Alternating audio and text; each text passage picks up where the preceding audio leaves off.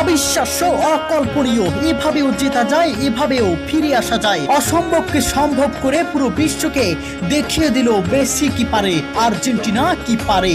2-0 গোলে পিছিয়ে থেকেও মাত্র 12 মিনিটে 3 গোল করে ম্যাচ জিতলো আর্জেন্টিনা।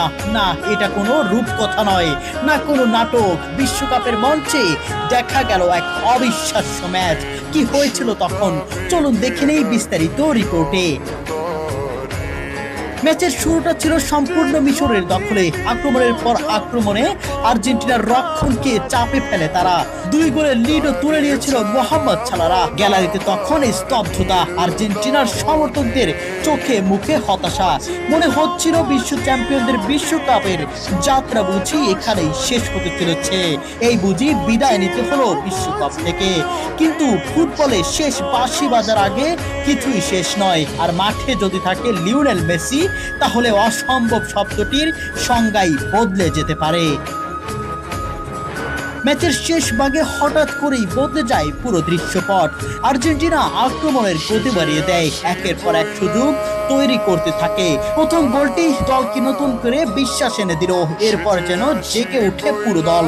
মেসির নেতৃত্বে আর্জেন্টিনা ছাপিয়ে পড়ে সমতায় ফেরার লড়াইয়ে। মাত্র 12 মিনিটের ব্যবধানে আসে 3টি গোল। প্রথমে ব্যবধান কমানো, তারপর সমতায়, আর শেষ মুহূর্তে সেই অবিশ্বাস্য জয় সূচক গোল। মুহূর্তেই আনন্দ ফেটে পড়ে আর্জেন্টিনার সমর্থকরা। অন্যদিকে হতাশায় ভেঙে পড়ে মিশরের ফুটবলাররা, যারা প্রায় জিতে যাওয়া ম্যাচ হাতছাড়া করলো। বিশ্বকাপের ইতিহাসে এমন প্রত্যাবর্তন খুব কমই দেখা যায়।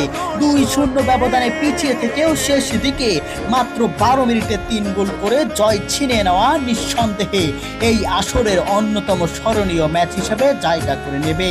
এই জয়ের মাধ্যমে আর্জেন্টিনা শুধু কোয়ার্টার ফাইনালের টিকিটই নিশ্চিত করেনি, বরং পুরো বিশ্বকে আবারও মনে করে দিয়েছে লড়াই শেষ না হওয়া পর্যন্ত আর্জেন্টিনাকে কখনোই শেষ ধরে নেওয়া যায় না।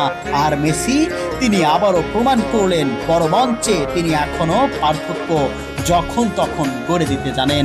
অবিশ্বাস্য এই প্রত্যাবর্তন এখন বিশ্বকাপের আলোচনার কেন্দ্রবিন্দু। ফুটবল প্রেমীরা বহুদিন মনে রাখবেন এই ম্যাচ, যেখানে 2-0 থেকে ফিরে এসে 3-2 ব্যবধানে জয় তুলে নিয়ে ইতিহাসের আরো একটি রোমাঞ্চকর অধ্যায় লেখলেন আর্জেন্টিনা।